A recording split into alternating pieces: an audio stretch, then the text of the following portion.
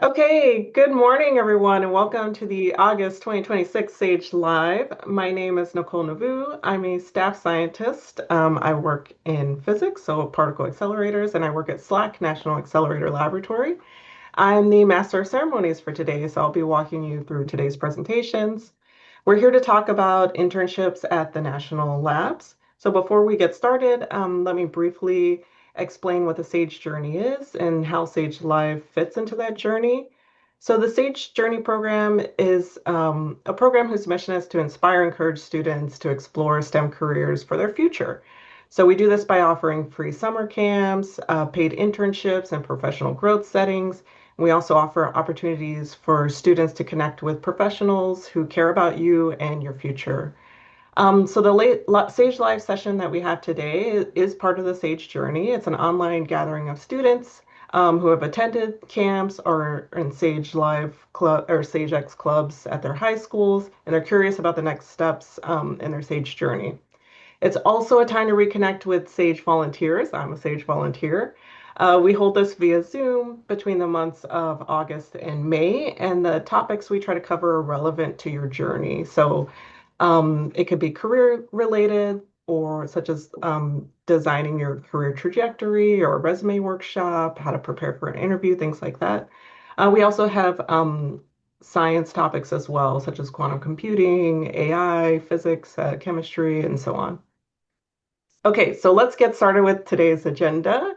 We're featuring Sage alumni. I'm really excited about this to have Sage alumni come back and present to you. They've completed Sage internships this summer, so this past summer, 2026. And each intern has a unique story. So I encourage you to learn something from them, soak in their experiences, what may be relevant to you, their majors, their projects, or professional growth topic that they're going to share about. After each speaker, we'll have about 2 minutes for questions, so please have your questions ready. And if you're wondering about like how to apply, how did they get an internship, deadlines, opportunities, again, we'll be covering all of those program details in Sage Live in October. So a similar session like this in October. Okay, let's now focus on the internship experience itself and what our alum experienced this last summer. And our first speaker today is going to be Jamie. Jamie attended Sage Campus Slack 3 years ago, and she was in 10th grade when she came to Sage Camp. Her internship this summer started in May and ended in July because she's a section leader in the UC Berkeley marching band. I was in marching band, very exciting, very fun. So that keeps her quite busy. So let's hear Jamie's story now. All right, thank you. Let me just share my screen. All right, can everyone see that? Yep, Yes. yep, we could see it. Okay, awesome. Let me just fix my screen here.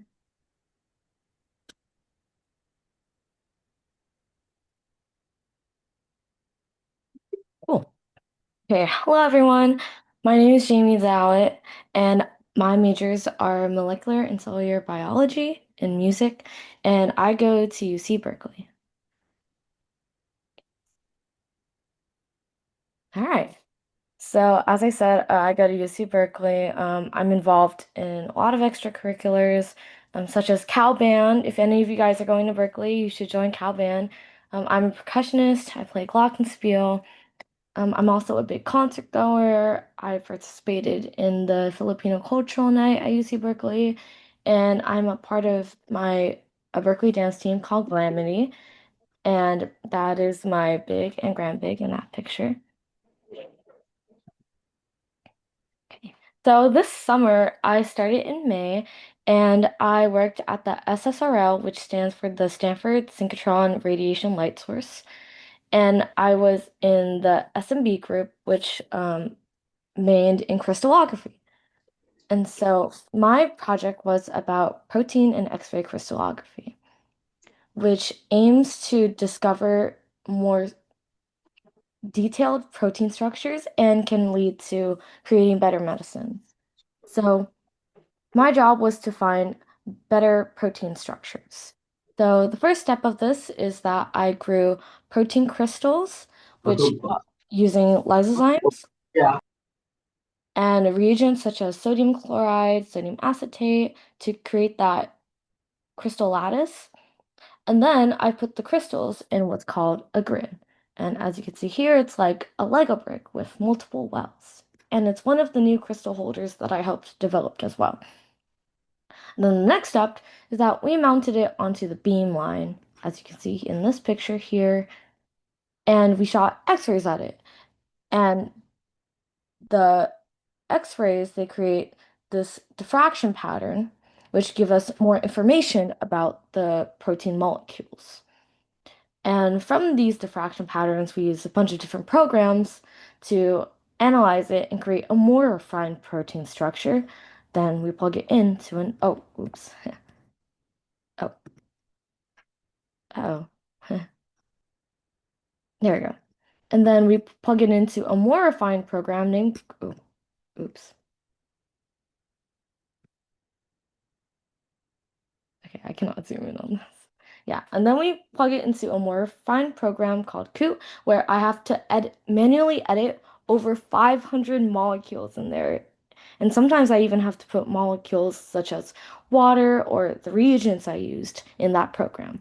And then comes out a refined protein structure, as you can see with the squiggly lines on that last picture. And this is a picture of my research poster. And it's one of some of the conclusions that I came up with is that the crystal holder that they developed is not as efficient as the other crystal holder, which we call the loop, and a bunch of other things of how to maintain their data analysis programs. So why is crystallography important? As I said earlier, crystallography helps discover more functions of important proteins. Example of this can be COX-1 and COX-2, which are COX-1 is a housekeeping protein, while COX-2 can be a protein that harms us. So they're very similar proteins, but without crystallography, we cannot exactly define those functions. And some of the more prominent medicines that came out of crystallography are penicillin and insulin, which are very important for saving lives. So my professional growth topic this internship was self-awareness, which features growing out of your comfort zone and reframing negative thoughts into positive thoughts. For me, both of my mentors were international towards the end of my internship. One of my mentors went to Japan, and another mentor was in India. So, a lot of this internship, I was on my own, and I really had to utilize tools such as Slack and Outlook to further maintain my internship. And a lot of the planning on my projects and a lot of the experiments was on my own and required me to network with other scientists and engineers whom I didn't know but were in my team. Hey, thank you for listening to my presentation. I would like to thank the SMB group for hosting me for my internship and the Beamlines for their data collection assistant. It was really cool being on the Beamlines. And my Sage administrators and mentors, Julia, Lloyd, and Danny, and my mentors, Derek Mendez, who was in Japan, and Matthews, who was in India, for supporting me throughout my entire internship, even though they were international and they took time off of their vacation to support me. So thank you very much, everyone. Great talk, Jamie. Okay, do we have any questions for Jamie?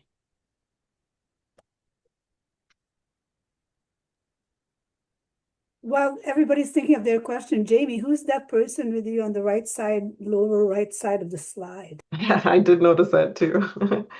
Oh, here it's the director of Slack. I forgot his name, if I'm going to be completely honest. John Sorrell, yeah. Yeah, it's Yep. John Sorrell. Very nice person. Yes. Some of these pictures also, there's me and my interns in San Francisco. We we did our trivia night, which was fun.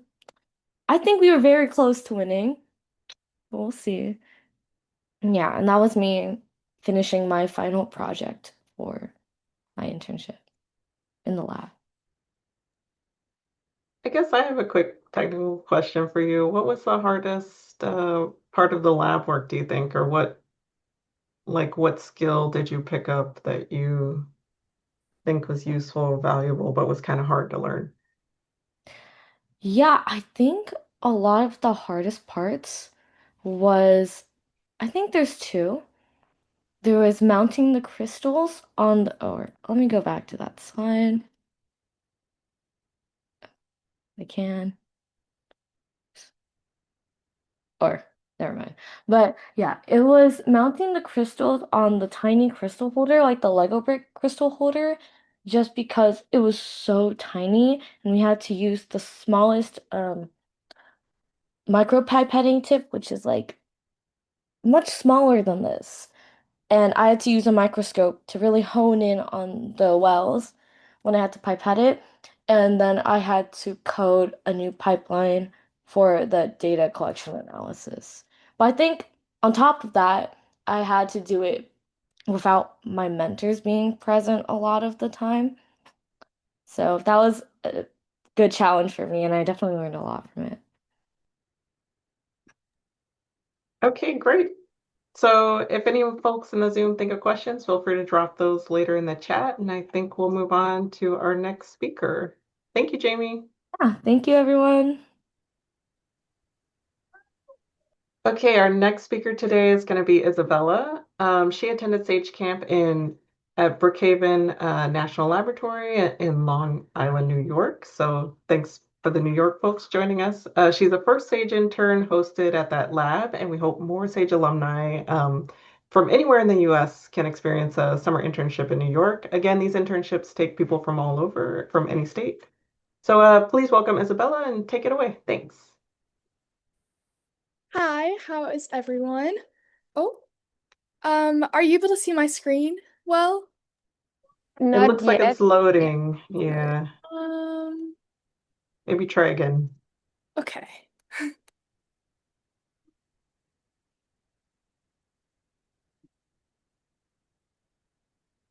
Okay. Are Looks you good.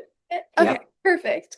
So hi, my name is Isabella Kelly, and again, I'm from Brookhaven National Laboratory, which is on Long Island in Upton, New York. A fun fact is that our base of BNL used to be a military base, so we have our own zip code and town name for BNL, and it's called Upton, New York, and it's only specific for the lab. All the other surrounding towns or anything is in Yaphank, but we have our own zip code, which I feel like is a really fun fact. So I am a sophomore at Binghamton University, which is upstate New York. I am studying psychology and minoring in bio, which actually this internship made me maybe want to change my major and I might be going full bio. So, another fun fact is that I also work in the bookstore currently. I just started there and I hope to do something with forensic science in the future. I'm a very big supporter of true crime.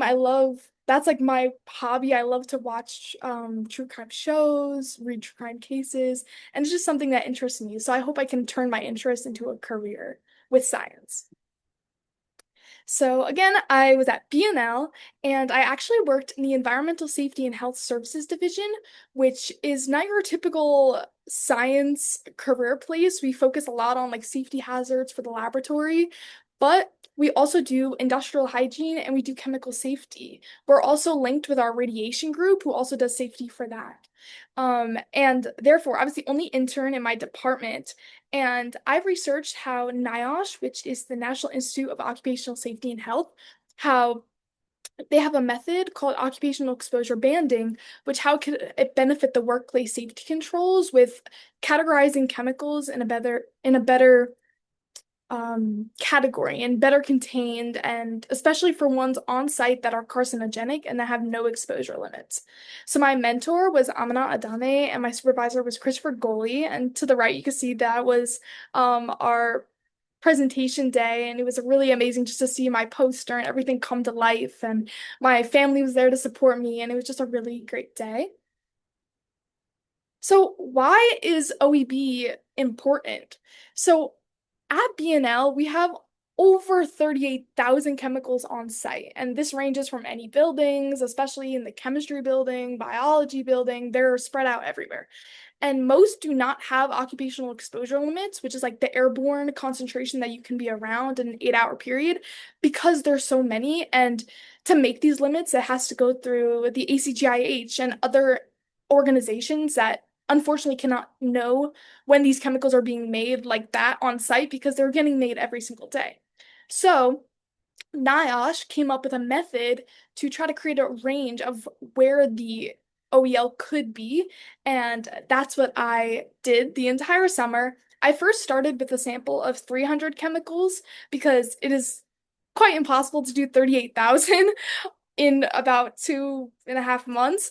So I started with 300 and I eventually got it down to 43 chemicals. And then I got it down to 16 chemicals because I was really grateful for my mentors because they gave me a lot of free range on this project because during the process you can focus on all the health endpoints that could come out from a chemical, and I ended up focusing on carcinogens which can cause cancer, and I ended up studying 16 and going through a tier 1 and tier 2 process. And the overall purpose of OEB is to refine already placed laboratory safety measures. And on the next slide, I talk about the hierarchy of controls, which is across all laboratories used to make safety standards in a laboratory. And I'm sure all of you have heard of PPE, which is, especially if you're working in laboratories for bio, you have to wear safety goggles and a lab coat, and just for protection of your body. But there's also it goes all the way up on the hierarchy controls, and sometimes you do need to eliminate a chemical because it is so harmful. So with my 16 chemicals, I used safety data sheets, with which, if you don't know, all chemicals in a laboratory contain one. It's kind of like a social security number for a chemical, and it'll tell you its exact hazards, its H codes. It'll even give you the little symbols that'll tell you if it's going to be irritation, a carcinogen, etc. And one of my main discoveries throughout this whole project is after doing the assessment of the OEB, fluorouracil is a chemical and it had the H code 351, which means it's a carcinogen. So obviously it was part of my initial research. However, after doing tier 2 assessment, I found out that fluorouracil is the main chemical used in chemotherapy treatments, which is very ironic and very different from what I initially thought it would be. And it demonstrates how tier 2 assessment and OE banding is crucial when actually finding out the inherent risk of a chemical in a laboratory, because scientists quickly read safety data sheets and kind of just abide by whatever hierarchy of controls put in place. But the actual safety and risk component of a chemical needs to be studied more with OEB banding. Oh. So my professional growth topics, I ended up actually doing two because I really resonated with these sessions from Sage. They really helped because my main one was staying positive during this entire internship. I was in an office environment for 8 hours a day, and again, I was the only intern in my department, so it was very hard to connect with other interns since I was the only one. So this made me become really close friends with all the people in my department, and I ended up joining the industrial hygiene band, and we performed during our ceremony day, and it was very cool because all other interns were there, my family was there, and yeah, I sang and it was a very great time. And I feel like that was one of my pivotal moments of the internship because it showed that you don't necessarily need to connect with people your age. Like you can gain so much knowledge from people who are beyond your age range or even under your age range. Like it was just such a great example of reaching out to others. And another one was growth mindset.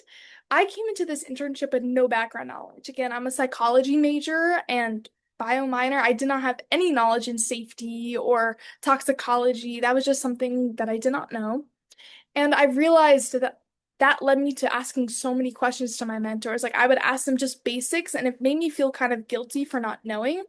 But at the end of the day, I learned something, and now it is something that interests me. And I was able to speak to the actual Department of Energy who came to our closing ceremony day. And this is a photo on the right. And the guy on the left, he is our new stakeholder at BNL for the Department of Energy. And this was such an amazing experience because it felt good to be acknowledged for something, you know? You go through these whole internships and you do all your work and you gain something, you gain personal benefit, but it was nice to just be acknowledged at a higher level of safety controls that can change the whole directory of the lab. I would like to thank BNL and the Department of Energy, High Energy Physics, the BNL Supplemental Undergrad Research Program. That is the program that I was under. But at BNL, we also have a lot of other interns, part of SULI, and other DOE intern programs.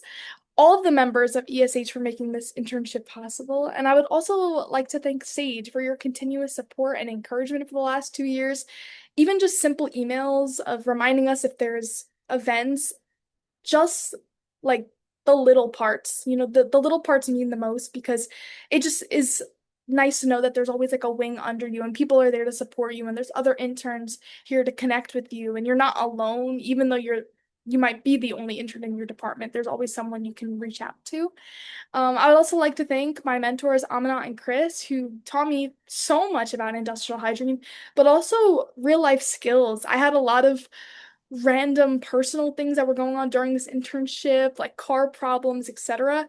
And your mentors are not only going to be ones that teach you about science, but they can give you a lot of insight on life and your career and things outside the workplace that you don't initially think when you're entering a Department of Energy laboratory. And feel free to always reach out. I am at Binghamton currently, but you can always email me, call me, text me, and also please connect with me on LinkedIn because I love updating my life. I love updating my careers, but I also have a lot of hobbies. And if you go on there and you see something that I do, I would love just to talk about it in general and any questions. Thank you. Great. Thank you so much for the nice talk. All right. Any questions in the chat or anyone want to unmute?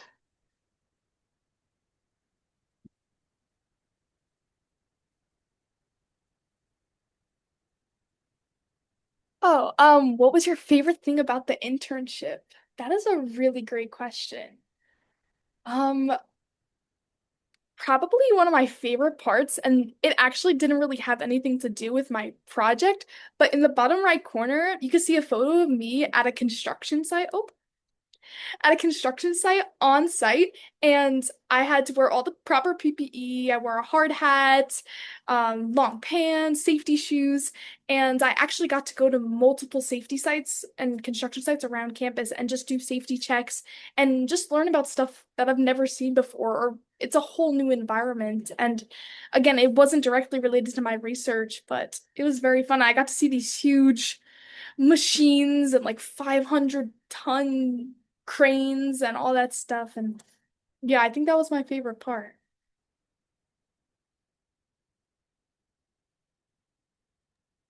Okay, great. So feel free to put more questions in the chat. Thank you so much, Isabella.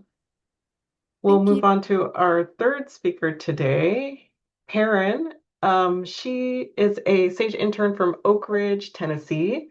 So, like the previous speaker, Perrin is also the first Sage intern at Oak Ridge National Laboratory, where she attended Sage Camp while in high school. So let's learn more about Perrin and her internship experience. Hello. I am going. Wait, I think Isabella needs Oh to yeah, stop sharing. Yeah. Perfect. there Thank we you. go. Okay, good. Thank you. Let's see. Okay, so can you see my screen? Yes, we can. Awesome. Looks good. Okay, so hello. I'm Perrin Stidham. I am originally from Maryville, Tennessee, about 30 minutes away from Oak Ridge National Laboratory. I worked in the CRID department, Cyber Resilience and Intelligence Division. So Let's see. So about me, I am currently going to be a sophomore at Haverford College. I'm majoring in physics, and I just I just came back for the summer at my house, and then the lab is so close, which is awesome. So let's see. Okay, so about my internship, my mentor was Jen Sims. She's a cybersecurity technical professional. I worked in the IoT lab, which is shown in the bottom right. That's the Internet of Things, which is just how everything we use on a daily basis is connected, like smartwatches, smart vacuums, thermostats, things like that. And I particularly worked on this TV here. The project that I worked on was made by me with my mentor and for me. So I was the only one working on the project, which was really cool. I was working on a multi-layer security analysis of a Sony Smart TV. Here's a picture of what that looks like. And then the importance of this research is there's so many smart TVs in conference rooms, and their remote has a microphone because it's listening for like, hey Google, hey Alexa, things like that. So that microphone is always on. And so these conference rooms sometimes have confidential and security concepts that are being discussed, and a lot of times they don't want people to hear and listen in. So an adversary could potentially hack into that remote and listen in. So that is why kind of the lab and national security kind of that was the context of why I was working on this. And then simultaneously, I was kind of exploring the concept of making a ways of life profile, which was more so if we can know who and when someone would be in a building just based on the network traffic that we capture. So if we can't listen or hear or see who is in a building, we can know and make a profile of who is in there based solely on the TV that they're using. So I kind of was doing these two projects at once because I was looking at the network, Bluetooth, hardware, and firmware of this TV. So that kind of allowed me to kind of do multiple projects at once. And Sage is really awesome because their internships focus a lot on a building your skills instead of a final project. So that's kind of why I was able to look through all four of these aspects because I could look and dive in and see which ones kind of I liked, which I could use for future jobs and future research. So kind of quickly, those four things I looked into, the network, I used Wireshark and Nmap. This was to just capture that network, which are these little packets, and that's how they communicate with each other. And then looking at the ports, how those are basically how networks are constructed and why they're useful. Then I moved on to Bluetooth. I used this device here on the right. That tool was allowed me to look at what Bluetooth was in the lab. We got a lot of background noise because a lot of people were using AirPods, other Bluetooth devices. So I was able to filter in between just the TV and the remote, which you can see there in that picture. And that also had a lot of packets I had to sift through, how the Bluetooth low energy communication works. Then I moved on to the hardware. I looked at the remote. I pulled it apart there at the bottom left. And then the two chips circled in orange are the chips that I looked at. And then the one circled in pink, we could not find the data sheet for it, which are those two documents here. So that is leads us to thinking it's a proprietary chip. So they don't put it into the public domain, what that chip they're using. And so that I think would be really interesting for future research. And then I moved on to the TV, pulled that apart, and this is the printed circuit board we looked at. Again, in orange is the chip I looked at, and then that's the data sheet of what it looks like. Um, Hardware was my favorite part as I am a physics major, so this I spent a lot of time looking and taking apart stuff. I was also able to use the X-ray machine that they have to X-ray the printed circuit board of the remote. And that was super interesting. I got to operate it, take pictures of what I wanted, and add filters and stuff. So this part was really cool. And then lastly, firmware. I put that printed circuit board on this machine to the left, and it pulled the chip off of it, which allowed us to put it in the device on the right. And that allowed us to pull the firmware off of it. That in the middle is a screen capture of what files I thought was interesting, what all it kind of looks like. And then at the bottom, this is just the chip, the back of it, because that kind of looks different than a lot of standard chips that you might see. And then my professional growth experience, Sage gives you a lot of options and opportunities to be on Zooms and see slide decks of these experiences, but I wanted to kind of talk about the limiting beliefs.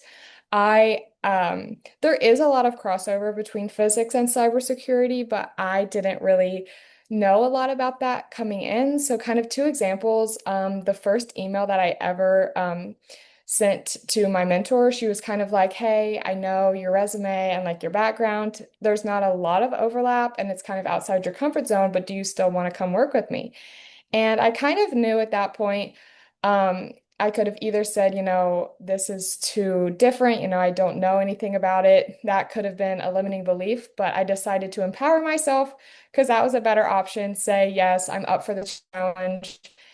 And then just also every day, I was around peers and faculty that knew so much about cybersecurity and computer science. It kind of reminded me how much there is to know. So I allowed myself not to be discouraged by that, lock myself in the office and just give up. I really wanted to learn as much as I could, watch as many videos, learn uh, just how everything works. And now I kind of have this unique background of physics and cybersecurity that I would not have gotten any other way. And then I just want to thank my mentor, Jen Sims, my IoT lab, my division, Cyber Resilience and Intelligence, and then, of course, Oak Ridge National Laboratory and the SAGE program, and then DOE, the High Energy Physics Group. My internship would not have been possible without any of y'all. And then my info up at the top, please feel free to email me and find me on LinkedIn. I love getting emails and building my network on there. So does anyone have any questions? Yeah, great presentation. Great to hear how you stretched yourself to learn something new. I think that's a really valuable skill for anyone. Yeah. So do we Yeah. have any questions in the chat? I have one. What is your favorite subject within physics? I would say I wasn't in this internship. I couldn't really apply a lot of the physics knowledge that I had. I kind of was just stretching myself, like you said, just learning as much as I could. But in school, my favorite subject was just I would say electricity and magnetism. That was my whole second semester. I thought that was fascinating. Didn't even know, again, that was as intricate and just how all that worked. It was very interesting. And I was able to, on the hardware, there was this crystal oscillator that every device has because it keeps the time for every device. And that I spent like a day just researching, totally unrelated to my project, but I thought it was fascinating. And I highly recommend anyone who thinks that's cool, watch a video on that. What do you study as a physics major? I would say I've only taken like two physics classes because I'm going to be a sophomore. I took just the kinematics first one-on-one physics class. That's all about just moving things. And then my second semester was E&M, electricity and magnetism. And then my upcoming semester I'm going to take is waves and optics. So I'm really excited about that. And then the labs, of course, that go along with that. And then my last question I have here, did this internship help you with your major and figuring out what you want to do after? That actually is a really, really good question because I thought going in they were so different, but so many people that whenever I was like, yeah, I'm a physics major, they were like, well, there's actually a lot of overlap in industry and research, just because how everything works and how the future is progressing towards technology. And everything's getting smaller and smaller and more powerful. So I definitely don't think I'm going to change my major to anything computer science, but I think it helped me figure out what in the future and what careers I can look at and what I can say I can provide is going to be a huge help with saying, I've had this background in cybersecurity with this internship. Great questions, great answers. Also, I'm a huge fan of electricity and magnetism. So if anyone has Yes. a chance to take those classes, please do. They're a lot of fun. But I also agree, there's also a lot of overlap in research. The distinction between like physics and engineering a lot of Mhm. times gets blurred. Like, because there's a lot of physics behind engineering concepts, right? But engineering's application of like building something or making something work. So there's a lot of overlap sometimes in those topics. So something you think might not be related really can be or help support Mhm. one or the other. Yeah. Okay, great. Yeah. Thank you so much, Perrin. Thank you. Okay, so let's go to our next speaker, Lucia. So far, we've heard from interns who had experience at 3 different labs. So we heard Slack, Brookhaven, and Oak Ridge. We're going back to Slack now on the west coast of California. So let's hear about her experience.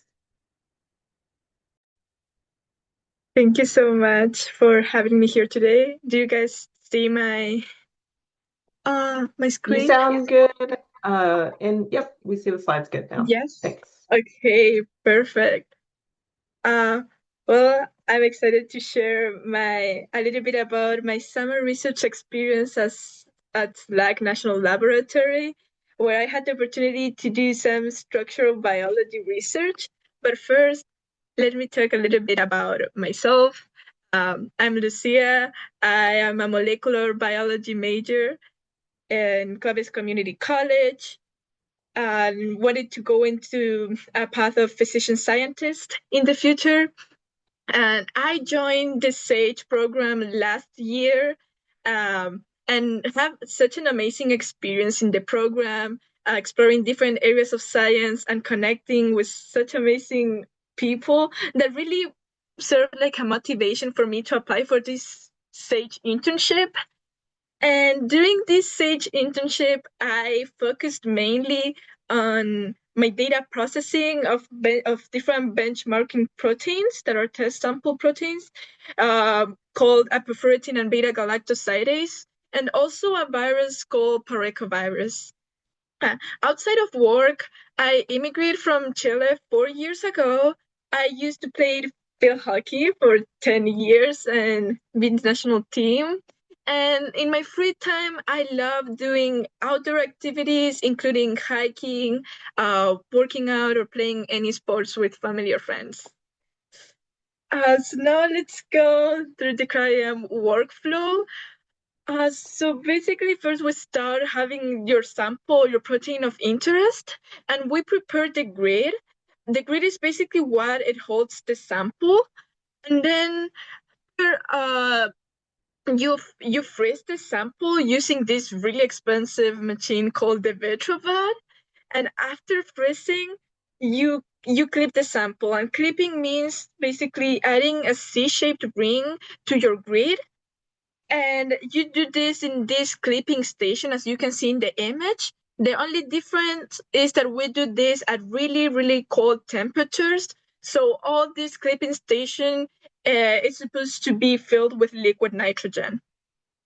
After you clip the grid, you load it into the sample. You load it into the microscope, into this huge microscope that is really big. I think it's much bigger than a fridge. But this is the microscope that allows us to visualize really, really small molecules that with the normal microscope that you find in school, you cannot simply see. And what this microscope gives us are 2D images of the particles. And this is where the data processing then comes from. That is basically where I mainly focus during my summer internship. And for data processing, I use two different softwares. I use one called Reliant, that is the one up on the top, and CryoSpark. And both of this software has the main function that is basically allows us to pick the best 2D images that the microscope give us, and you average those images and transform and make the 3D map that is basically the process to solve for the 3D structure. And now that we know a little bit about how cryo-EM works, let's dive into my research projects. So my summer divided in three different projects. I first started with solving for the structure of beta galactosidase, which is a protein that breaks down lactose into glucose and galactose. And for this project, I used the training data set of Reliant, of one of the softwares, because it was a smaller data set, and that allows me to learn the workflow pretty good. And with this project, I found out that how important is the process of being really precise in selecting the best images that the microscope gives us to produce the best quality, of the structure. So that was like a key, this like key thing that I realized with this project. And then I move on apoferritin, solving for the structure of apoferritin, which is another common used sample in cryo-EM. And the function of apoferritin is to control the iron amounts in your body. And what I did with this, it was to compare the conditions that affect the speed of the data collection. And then I moved into the parechovirus, and I wanted to solve for parechovirus because a virus is a different biological molecules, are not just, it's not an enzyme. And also it was a much larger data set, so it takes much more time to do the data processing. But this project served as a proof for me that I really mastered the skill of data processing for both Reliant and CrowdSpark. And finally, I want to talk about the professional growth takeaway. And for me, I learned it's really important to set specific and clear goals and communicate them with the people who are willing to help you, like your mentor, and also be flexible to adapt, because science is sometimes it doesn't work how you expect it to work. So being adaptable, and every week set like your goals, um, I think that is really important for success. And also building connections. What I realized, building connections to have a really meaningful connections. It's really important to express gratitude to the people who are there for you. Ask questions, show that you are really curious to learn and passionate about your topic, and follow up, like keep track of your progress every week. And of course, adapt, adjust if something is not working as expected. Because that's how science basically works. And yes, and finally, I want to thank the SAGE program. Thank you so much for this opportunity and for funding my research. Then my mentor, Lily Sue, for her constant support and all the connections she makes. She makes me have around Stanford, and a big shout out for her that is now in the live. So I really appreciate your support even now. And thank you for the Chill Lab and the S2C2 team for being really welcoming with interns and have special events for them too throughout the summer. And yes, here's my contact information. I'm really happy to connect with you all, and thank you so much. Great presentation. Do we have any questions in the chat?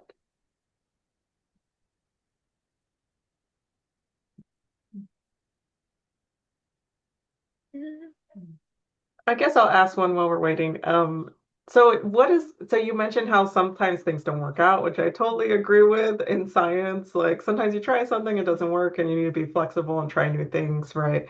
So what would you say is one thing that you tried this summer that didn't work out how you expected, but that you were able to overcome that? Oh yes. So many times with the software. So when doing data processing, with Reliant, I tried to solve for it was both apoptosis and parechovirus, but just because they're like really large data sets, for some reason I was not able to like finish basically the like to solve the 3D structure only in Reliant. So what I did was basically import that in import from the step that I stop in Reliant. I import all that thing into CryoSpark, and I was able to solve for the structure in the different software. Okay, Yeah. great. All right, any more questions? Do you have anything in your chat? In my chat. So someone is asking, what is the difference between Reliant and the other data processing tool? Wait, a great question. This was also like I was really like curious during my internship, wondering like why do they use like Reliant and CryoSpark to do the same thing? Um, but okay, for difference, I think the names of the steps are called different. Uh, but you get to the same result, and I will say also the quality of the resolution I got in CryoSpark, it was a little bit better. CryoSpark is a newer software, so maybe that can be a reason of why I think I got better resolutions for my 3D structures. But other than that, yes, I don't know about any other difference. Okay, any other questions in your chat? No. Okay, well, thank you so much for the great presentation, and we'll move on to our next speaker. So we just heard about Lucia's internship with Cryo EM. That's a group at Slack, and our next intern also did their internship in the same group, Tanique. But her experience is quite different. So let's find out more from Tanique, and I will share the slides this time, right? Okay, yeah. All right, sharing slides. Mhm.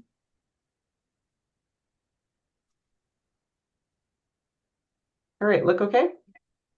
Yeah, Okay, take it away, Tanique. Thanks. okay. So hi, yeah, I'm Tanique. I go to San Jose State. I'm currently in my third and final year. And my project this summer was working on developing a cryo-ET automated pre-processing pipeline, which I'll explain in a bit more detail in a bit. Um, oh wait, does this slide look okay for you guys, or is it a bit zoomed in? Okay, I think it's fine, yeah. okay. Um, sorry.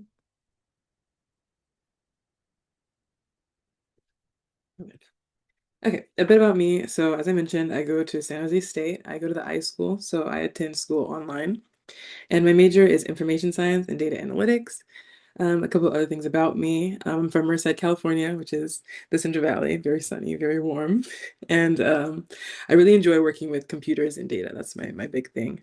And outside of work, I really love music. I put to the side some of my like 10 out of 10 albums. I really like video games, reading, and I have a project card, which is on the left, that I love. So, yes.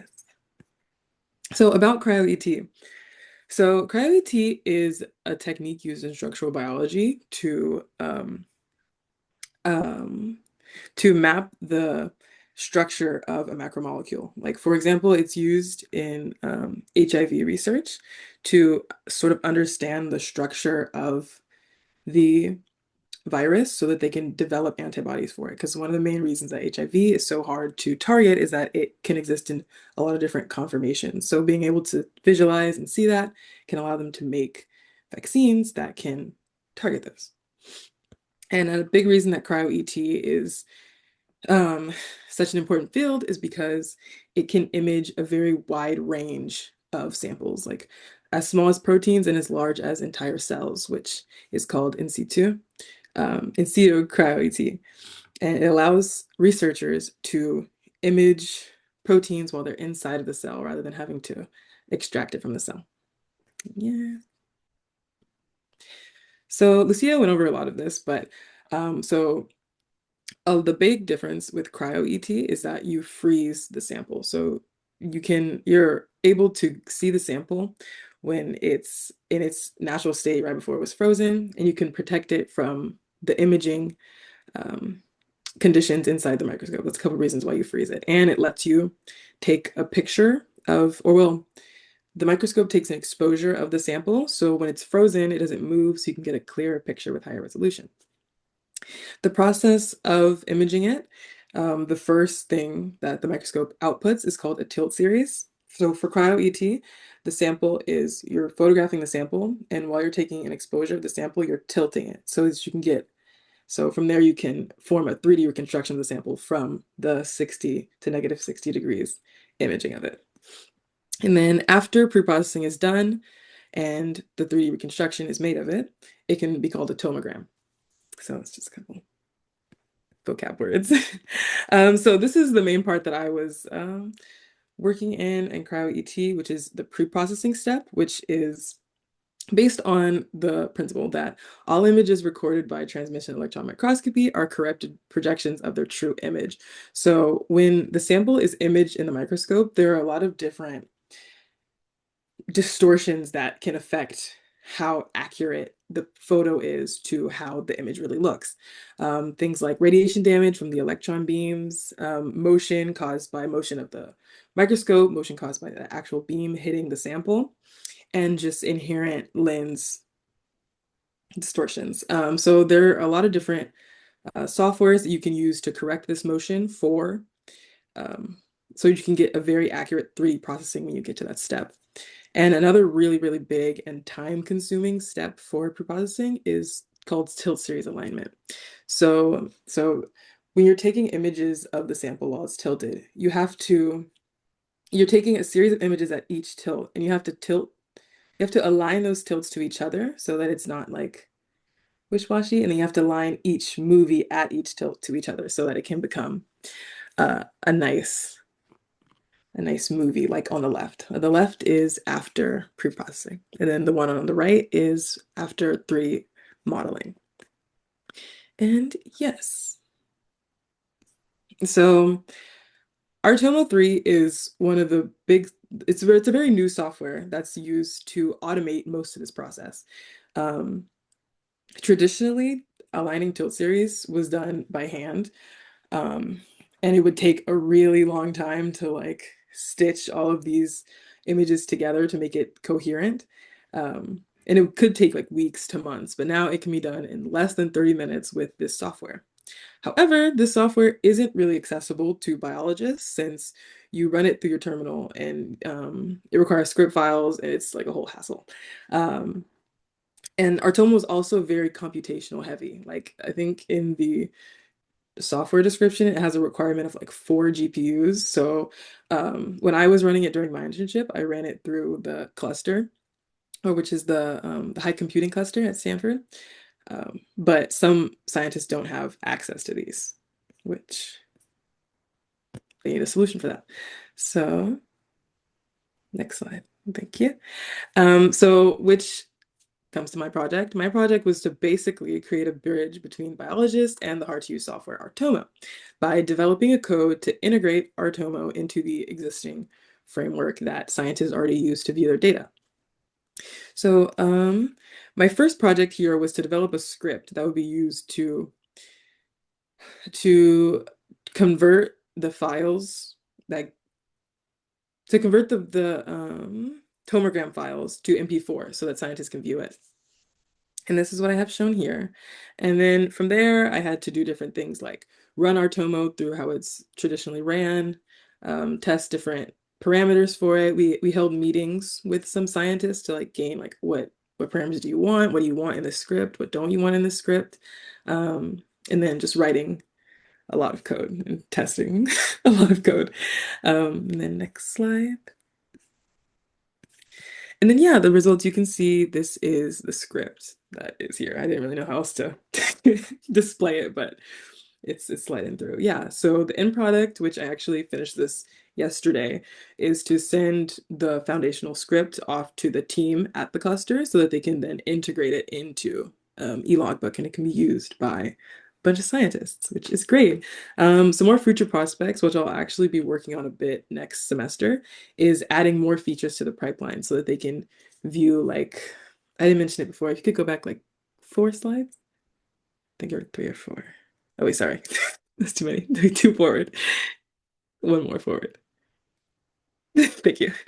So if you can see the last step in this workflow, it says contrast enhanced tomogram or denoising. Those are two other steps for preprocessing that isn't currently done by our Tomo through the thing, or you can't see a preview of your sample with CTF correction or denoising. So those could be extra steps. And sorry, you can go back to that slide.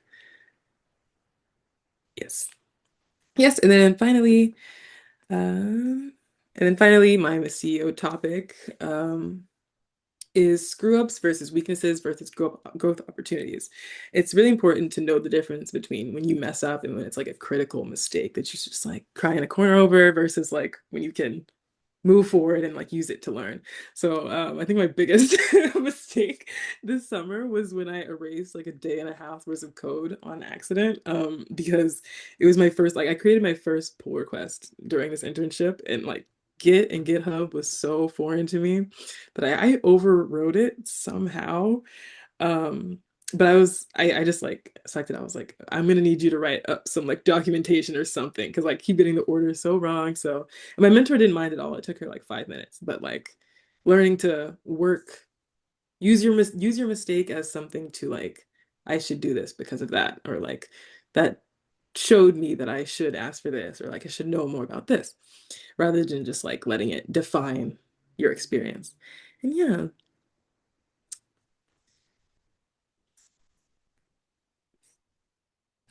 Mhm. Oh yes, and Miss CEO was a part of the professional growth program workshops that we held. We had a total of, I think, 4 or 5 of them that we got invited to throughout the internship. So that was really nice. Uh, Yes, and as a conclusion, what I've learned, I learned the basics of a really cool science, cryo-EM, cryo-ET. I don't have any background in biology, so it was really nice to be able to explore this field. And then I got to learn Bash, which was a coding language I'd never coded in before. I also got to work around in the high performance computing cluster at Stanford. And I get to learn Git, GitHub, and also user experience and algorithmic questioning. Yeah, I'd like to give a special thanks to my mentor, Grace Nye. She was completely awesome, best mentor I've ever had. The SAGE program for all their support and funding my research, and the advisors, Lloyd, Julia, Daniela, for all their help and support. And the ChuLab and the Slack Stanford Cryo-EM team for having me this summer. And yeah, here's my email if you guys have any additional questions. Anything, but yeah, let me know if you have questions. Yeah, great presentation. So do you have any questions in the chat?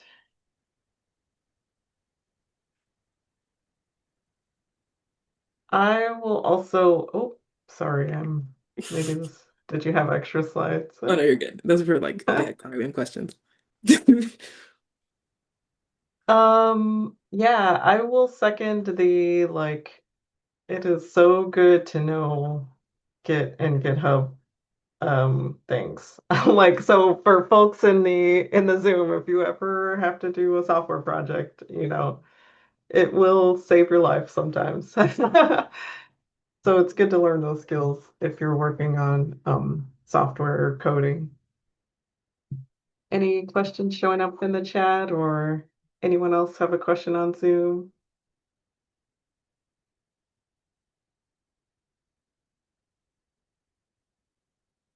What do you feel like was the most relevant to your major? Like, what do you think was the most important skill you learned this summer? That's a good question. I think because software development isn't really too close to like what I've done before or like really what I'm used to learning. So I do think the best thing I learned was how to really be independent in a project. Like I think that was one thing my mentor really liked that I did.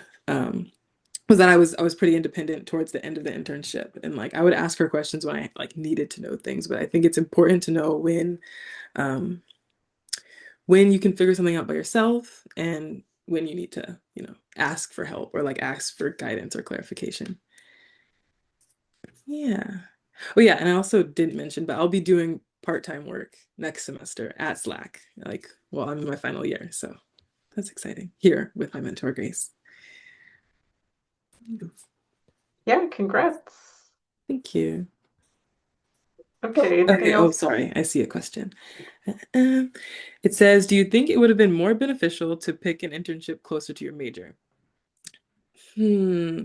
I do think, especially with internships, it is good to get a wide range of what you want to do because I know information science is a really big field, and I do think I gained a lot of experience working in a team, experience with just learning new things on my own, which like in itself is something that can be applied anywhere. So honestly, I think it's likely more beneficial that I did my internship a bit further away from what I'm used to, just so I learned a lot of new things. Yeah, thank you for the question. Nicole, I wanted to mention that Tanique kind of like just mentioned that she's going to continue to work for the department, but that is exceptional. Not every intern is offered ongoing work after the internship ends.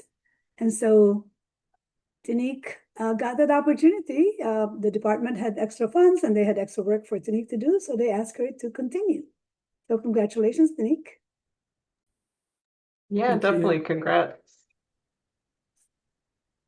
I also think your point about, picking up new skills is really important, like especially in the internship phase of your career, like it's really the time to stretch yourself and learn new, and there's so much stuff you need to learn just to be as like a person in the workplace. And like, what is it like to collaborate with people? And how do I, learn the skill of picking up things that are foreign to me?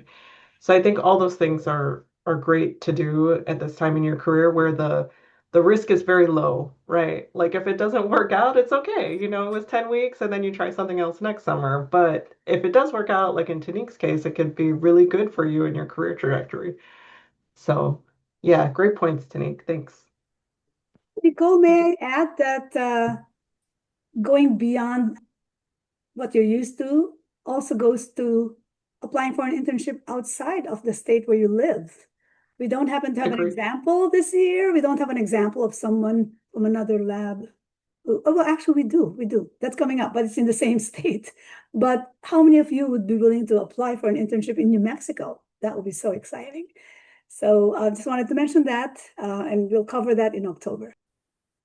Yeah, I think that's a great point too. When I was in college, I did multiple internships outside of the state I lived, and they were great experiences. Like you just learned so much living in a new place, having to be on your own, both like in your home life and in your work life. And then it just really stretches you and you learn a lot of good life skills when you experience something like that. So I definitely second Loy's comment. Definitely just try it out if you have the opportunity. It's worth trying it out. Okay, shall we go to our next speaker? Do you have any more questions in your chat, Tim?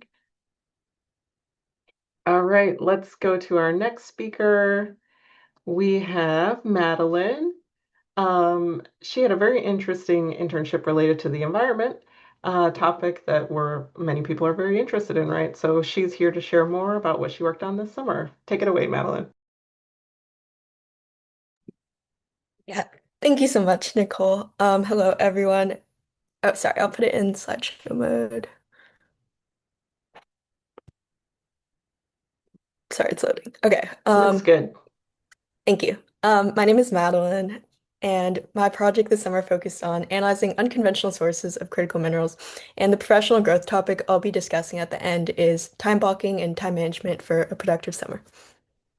So first, I'll briefly touch on my background. I found a photo of myself from the Sage poster presentation back in 2023, so that's what that photo is.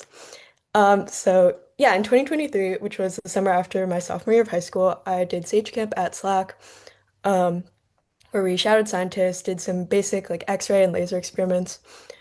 And currently, I'm a rising sophomore at Columbia University in New York, and I'm studying earth science and chemistry. And obviously, this summer, I was a Sage intern at Slack. I'm originally from the Bay Area in California, and I like to run, rock climb, and read. Um, so next, I'll briefly talk about the SSRL, the Stanford Synchrotron Radiation Light Source, which was the facility where I conducted my research project. Just to give some background on the terms I'll use like later on. So Jamie mentioned this earlier, but SSRL is a circular particle accelerator that produces extremely bright X-rays by accelerating the electrons to near almost the speed of light. And it supports experiments across a lot of different fields of science, so spanning biology, biomedicine, material science, nanotechnology, and even energy production. So my lab group was more on the material science side. They do a lot of minerals and battery experiments. Um, I'll also define the Hermes Project, which is a broader Department of Energy initiative that my research contributed to. So it stands for Hastening the Exploration and Recovery of Minerals from Earth and Energy Systems. And it's a partnership between 7 of the national labs in the US to discover a domestic source of critical minerals, which I'll define in the next slide. And the focus is specifically on secondary and unconventional sources of critical minerals, specifically byproducts of coal combustion, so burning coal. So critical minerals and materials are incredibly important. I didn't know much about this before my internship, but there are basically 50 materials that have been identified as critical by the US government because they're really important in industries like national security and energy production. So think materials that you would use to build a wind turbine or the battery in an electric vehicle. Yet, despite their importance in all these industries, we don't really domestically produce them in the US, making our country like entirely reliant on foreign suppliers like China and countries in South America for these key materials. So right now in the Hermes project, some potential sources of critical minerals that researchers are looking at are coal refuse and fly ash. So coal refuse is solid waste that's generated before coal combustion, whereas fly ash is like a fine powdery material that you produce when you burn coal in a boiler. So my internship this summer, I was looking at samples of coal refuse and fly ash. So my project focused on look the amorphous versus looking at the amorphous versus crystalline content in these samples. If you haven't taken chemistry in a long time, basically amorphous materials have atoms that lack an organized geometric shape and are organized in like a random structure, whereas in crystalline materials, the atoms are arranged in orderly geometric patterns, often called crystal lattices. So why determine the percentage of amorphous content in the samples I mentioned earlier? So X-ray analysis techniques used at SLAC often only determine the crystalline content in materials and leave the amorphous phases completely unidentified. However, understanding this amorphous percentage could help researchers better understand how the critical minerals are spatially distributed within the samples. And this is because when you burn coal at really high temperatures, it often melts the critical minerals into kind of an amorphous glass material. Yeah, so next I'll talk about some of the X-ray techniques and data analysis techniques that I learned this summer while completing my research project. So X-ray diffraction was the main skill I used. It's a X-ray science technique used at SSRL. It's a non-destructive technique, which means it doesn't destroy the samples you're working with, used to determine the atomic and molecular structure of materials. And basically, as I've shown in this picture, you shine X-rays at a sample and measure, or the machine measures the angles and intensities of the scattered X-ray beams. So every material, because of its different crystal lattice, is going to have a different intensity at which the X-rays scatter from it. So that's how X-ray diffraction allows you to determine more about the structure of the material, and as well as like what specific atoms are in it. So my project, I wanted to develop a calibration curve to be able to easily figure out the percentage of amorphous content in different samples. Um, I don't want to run out of time, so I'm not going to go through all the steps in a ton of detail, but basically I got to go through the whole workflow of weighing out a lot of samples, preparing the X-ray diffraction samples. That's this picture. You basically put your samples in little tubes called capillaries, and then you get to run them at the SSRL X-ray beamline. So that was really cool. And then the last step is the kind of data processing and calculation stage, where I refined a lot of data and got to calculate the intensities of the amorphous content in the materials. Um, so this is an example of some of the data I would have been refining. Basically, X-ray diffraction data looks like a bunch of peaks, where each peak represents a different material that's in your sample. And amorphous content is going to show up as like a background kind of hump because obviously there's no crystal lattice, so the scattering of the X-rays isn't enough to produce a sharp peak like the crystalline materials, if that makes sense. Yeah, so this is some examples of the data I would have been working with. For a reflection, some results in reflection, I really enjoyed learning new skills in my internship, such as X-ray diffraction sample preparation, data refinement in different softwares, and then data plotting and analysis using tools like Origin, Pro, and Excel. And this was obviously a very valuable opportunity for me to take part in not just a project at SLAC, but a kind of national partnership across a bunch of labs and bridge my interests in environmental science and sustainability and chemistry, which I didn't have as much of a background in. So very cool to get more experience like hands-on in a chemistry lab, as well as refining and working with the data that I got from my X-ray experiments. Lastly, I'll talk about the professional development skill I learned about, which is time management. Um, so obviously, as students, we often find ourselves overloaded with a bunch of responsibilities. So how can we efficiently manage our time and prioritize the things that really matter without getting burnt out? So one strategy we learned in the Miss CEO sessions as part of the SAGE internship at SOC was time blocking, which usually when I think of it, I think of just setting up specific times during which I want to complete my work. But during this Miss CEO session, we actually learned that time blocking is more about being intentional with how you organize these work blocks. For example, batching similar activities together, like emails versus times for deeper work and creative thinking, can help you be more efficient with your time so that you're not switching between a bunch of tasks randomly.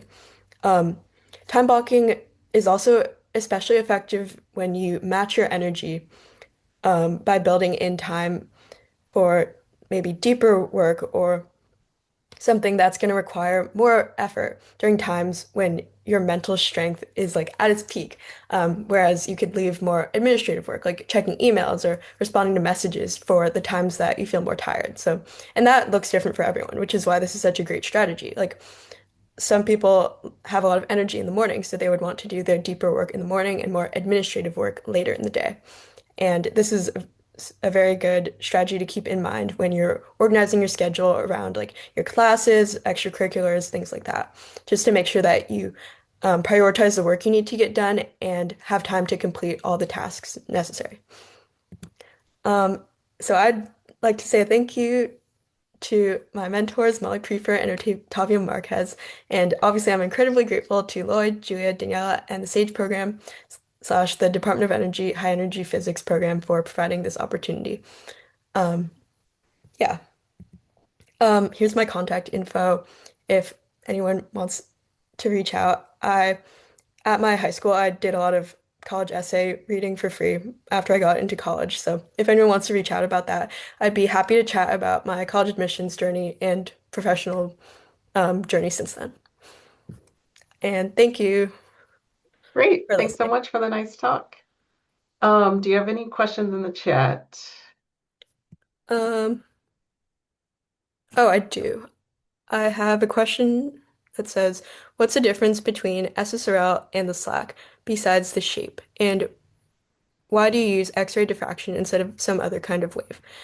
Okay, SSRL, so the Slack National Accelerator Laboratory, that term comprises all the facilities that make up the SLAC. So that's the LCLS, which is the Long Linear Particle Accelerator, and then the SSRL is a facility at SLAC. It's a circular particle accelerator. So it's used for different types of experiments than the LCLS. Um, and X-ray diffraction, it was used in my experiments because I wanted to determine the materials that were in my samples, so the different atoms, as well as um, like their more of their structure and how they're arranged in the materials. So other X-ray techniques, there's like X-ray fluorescence and X-ray tomography. There's others I can't think of, and different techniques are used for different purposes. Like X-ray fluorescence tells you more about um, the specific, I think, again, kind of types of materials that are in your sample, but in a different way than X-ray diffraction. Um, Sorry, this isn't a great answer, but from my basic knowledge of X-ray science, each different technique serves a different purpose for what you're trying to figure out in your experiment. Yeah, great job. Okay. We are getting tight on time though, so maybe we move. If you have any more questions, please answer them in the chat, Madeline. Thank you so much for that great presentation. Next, we're going to go to Faith. She attended Sage Camp 4 years ago at our sister lab, Lawrence Livermore. And this summer, her internship was not at Livermore though. She came to Slack, so we will hear about her experience next. All right. Slides look okay? Yeah, thanks, Nicole.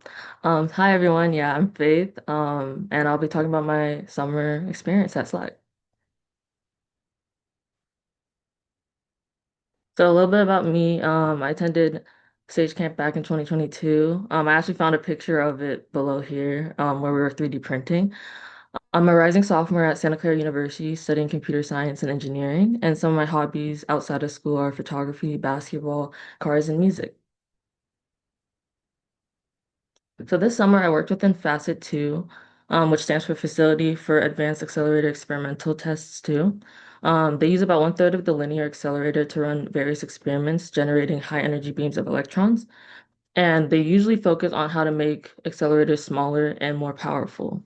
And I worked under Sharon Perez, who's a software engineer for Facet, and they typically try to help run processes and operations more smoothly and effectively for operators at the accelerator. And this is a picture of the linear accelerator at Slack, and you can see Facet's portion. They use about one third, which is like about 1 kilometer of the linear accelerator. So my problem statement was, how can we get important real-time data to Facet scientists and engineers so they can quickly access it? And this fast access helps operators notice if there's any issues with the accelerator and also just to keep track of the experiments that are going on. And currently, to see the status of Facet, most people either need to log into the control system or they have to physically go to the accelerator control room, which is this picture over here, or they have to call to know the current status and configuration of the settings at the Facet accelerator. So my project was to build a web display that shows real-time data from the accelerator, a schedule of experiments, which updates automatically, and 3 graphs of the bunch charge, which is basically the amount of charge that a bunch of electrons have that are sent through the accelerator. And I used HTML, JavaScript, and I coded in VS Code to complete this project. And the way I was able to get real-time data from the accelerator is by using API calls, which you basically, I use it in JavaScript where you send the request over to grab the data from the database, and then the database will send back a response API, and that will show up on the web display. So some benefits of having this display is that it'll be displayed in the lobby for Facet, so people can currently see the status of Facet. It can help people know what experiments are going on that day and explore and explain what Facet does during tours. And you can also, if you log into the server, you can access the the web display from your laptop or wherever you are if you're not currently in the Facet building. So you don't have to go all the way over to the accelerated control room to see what's happening. So here's a photo of the display that I made. So you can see all the different data that's being displayed.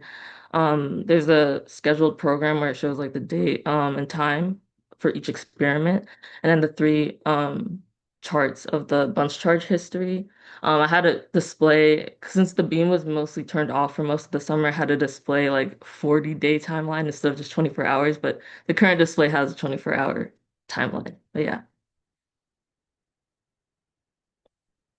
So we had an opportunity at Slack to go to a lot of intern talks, and one of the ones I attended was basically how to prepare for a presentation or elevator pitch. And it was presented by Helen Lee, where one of the methods she talked about was using the message box, where you first identify the target audience that you're presenting to. Like, so if you're presenting to like someone in your lab, you may use more technical language. And if you're not, then like you spend more time explaining concepts and things like that so your target audience understands. Then you move on to the issue and problem that you're solving with your project. And then mention why it's important, why people should care. Then move on to how your project is solving the problem. And then lastly, you talk about the benefits of your works and why it has an impact. She also mentioned gestures, spacing, and inflection can really help drive your point through and make your presentation memorable. So here are some photos from the Sage internship. I had a lot of fun living at the Stanford dorms this summer and meeting a lot of different interns and staff at Slack, and it was a very memorable experience. So lastly, I'd like to thank my mentor, Sharon Perez, for all her support throughout my internship, the DO High Energy Physics, Zach and Matt for helping me throughout my project, the SAGE program, and Lloyd, Julia, and Danny for all your support, not just during my internship, but throughout my SAGE journey. And if you have any questions, feel free to connect with me on LinkedIn or send me an email. Happy to help. Okay, great. Very cool. So useful in the control room project. That's fun. Do we have any questions in your direct chat? No. I guess, did you have to spend a lot of time in the control room, or what was that like working with, like talking with the people who would need to use your interface, or did they give you a lot of feedback on your hmm interface? Yeah, I actually didn't have to spend that much time in the control room, but Zach was very helpful in like letting me know what data people would want to see and things to add. Yeah, so he was helpful in that way. Okay, if anything else is showing up in your chat, feel free to answer it directly. All right. Our last but not least presentation is going to be from Brisa.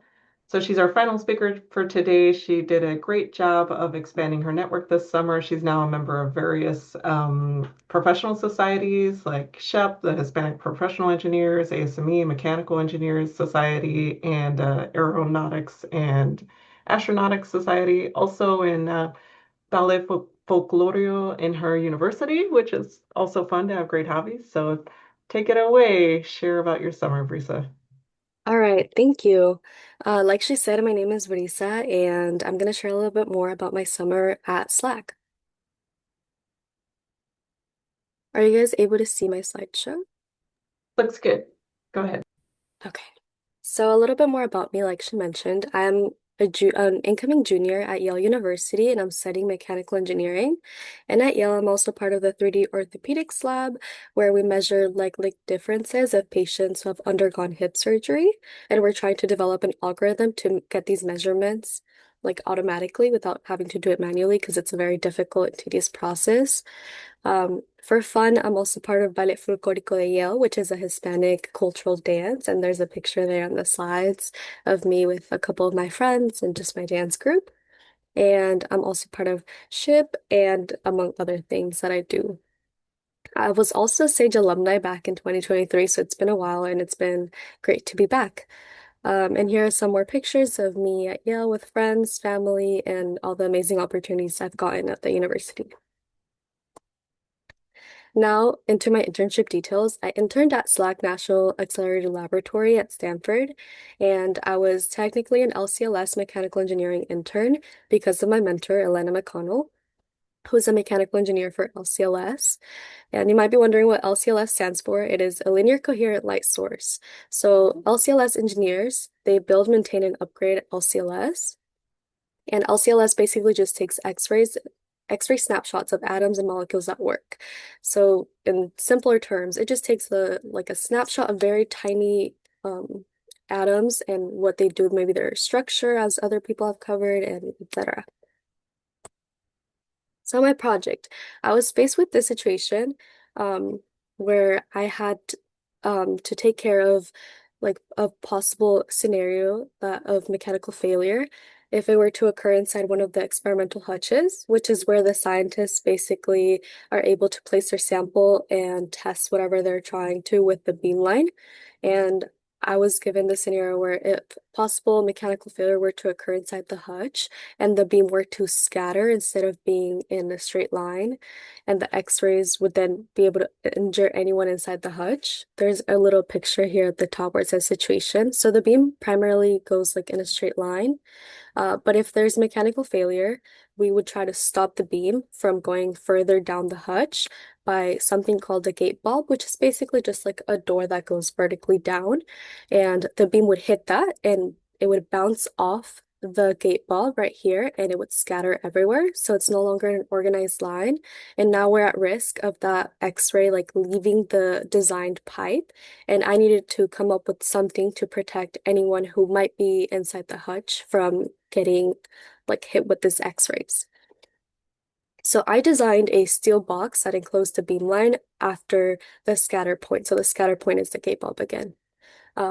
It just sits on top of the beamline, as you can see in the final assembly picture. What I designed is this blue box, and this is like the second, maybe third iteration of the box because I had to meet several requirements to make sure it is up to standards.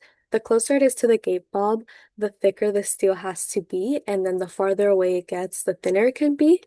And initially, it was all going to be a singular thickness that covered like the thickest standard, but that ended up resulting in a over 100-pound box that would be really hard for engineers to take apart because this has to come off at some point for engineers to work on the beam pipe.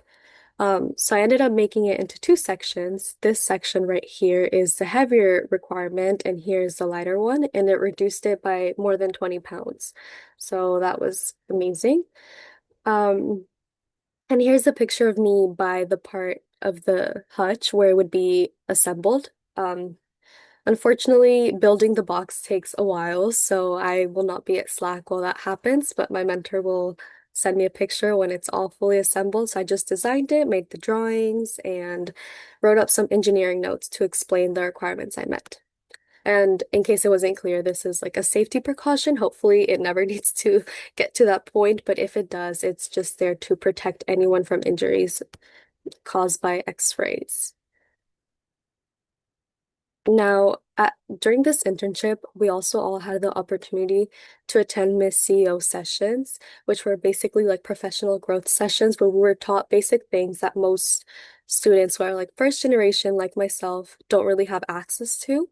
And one that I was just very thankful to have was the showcase your impact and plan for next steps. I think many of us have our internship and then we're done and we're like, okay, perfect. I finished my project, had a great time. What do I do now? And she gave us a very neat checklist that I put up in the screen that tells us our next steps that we should do before we leave or after.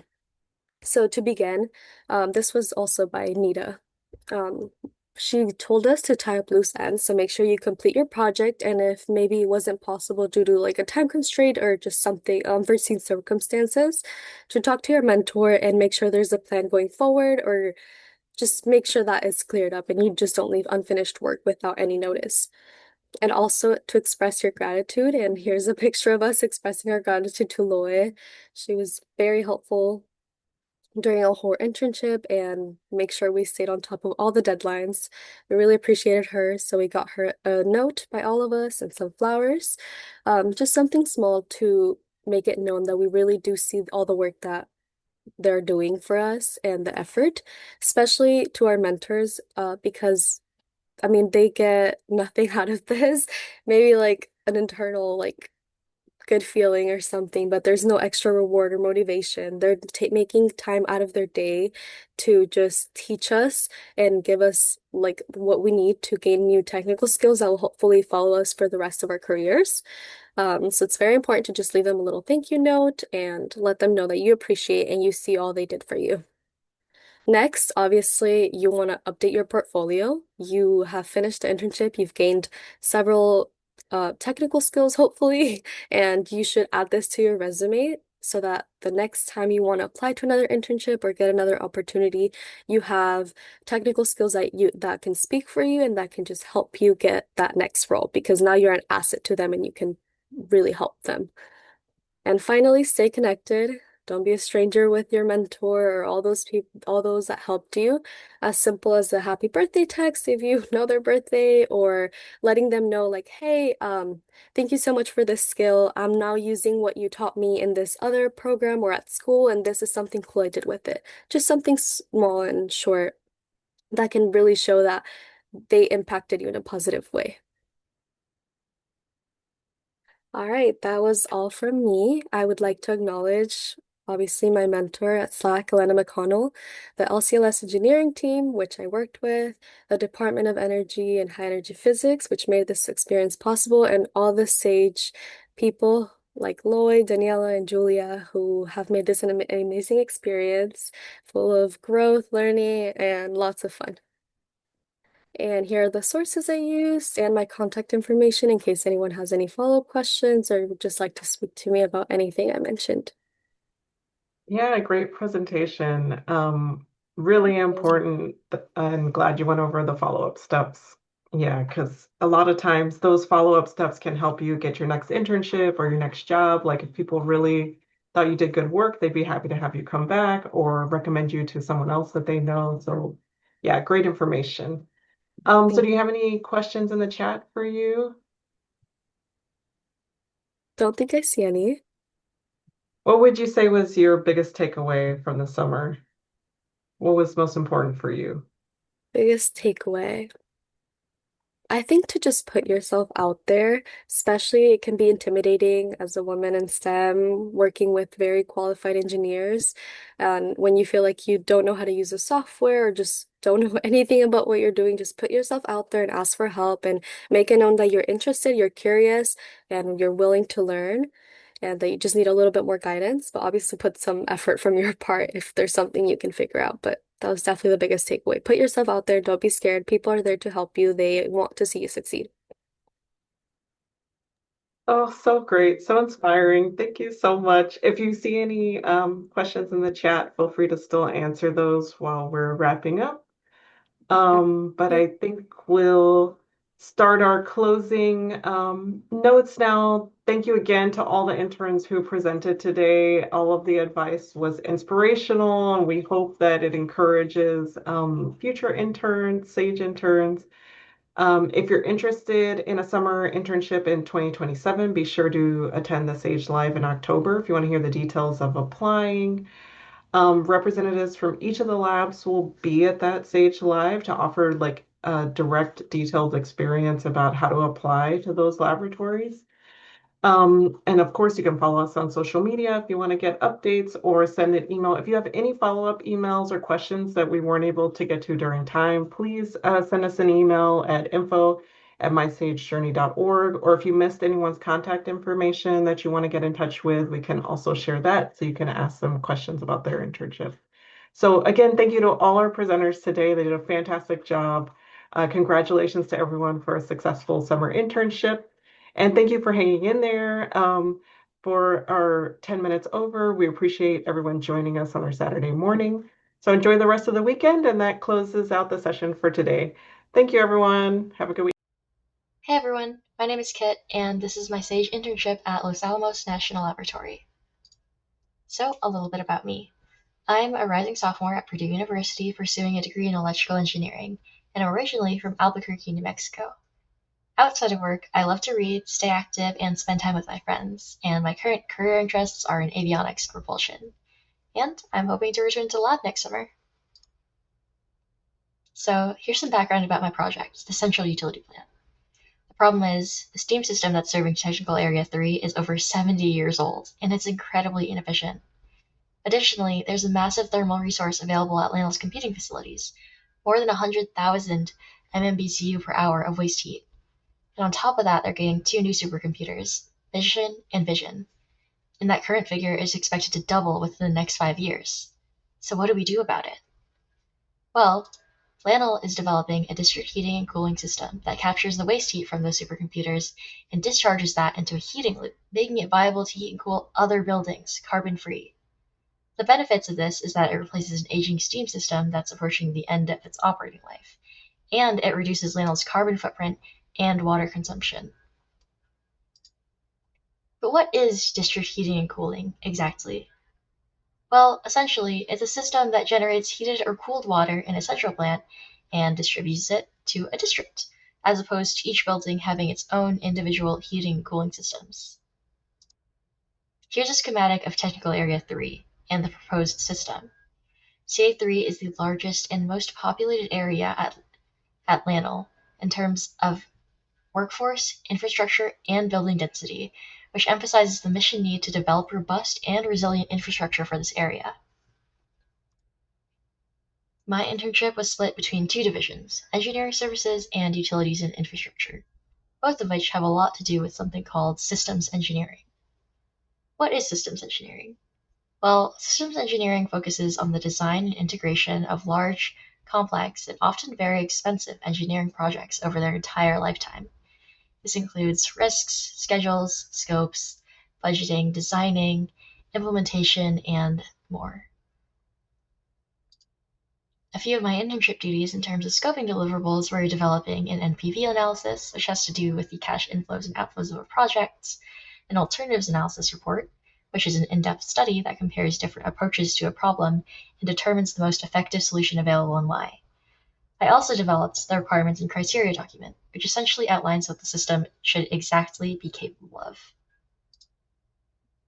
As for technical work, I developed block flow diagrams, BFDs, and utility flow diagrams, or UFDs, to define an overarching and general sense of the flow of water throughout the system. I developed a heat and mass balances based on building load data, and I also built a hydraulic model in AFT Fathom to simulate steady state fluid behavior and evaluate flow distribution and pressure losses within the system. My topic was building strong professional relationships. Up here on the top, we have what I've learned, and here on the bottom, we have how I applied it and my personal networking successes this summer. As you can see, I took the initiative to reach out to a lot of several electrical engineers at the lab. I connected with different colleagues from my office on LinkedIn. And last but not least, I made friendships with so many other students at the lab, which has been an incredibly rewarding part of my experience here at the lab, both personally and professionally. I want to thank the SAGE program first and foremost for this amazing opportunity to work here, specifically Anna, Loy, Daniela, and everyone else who made this experience possible.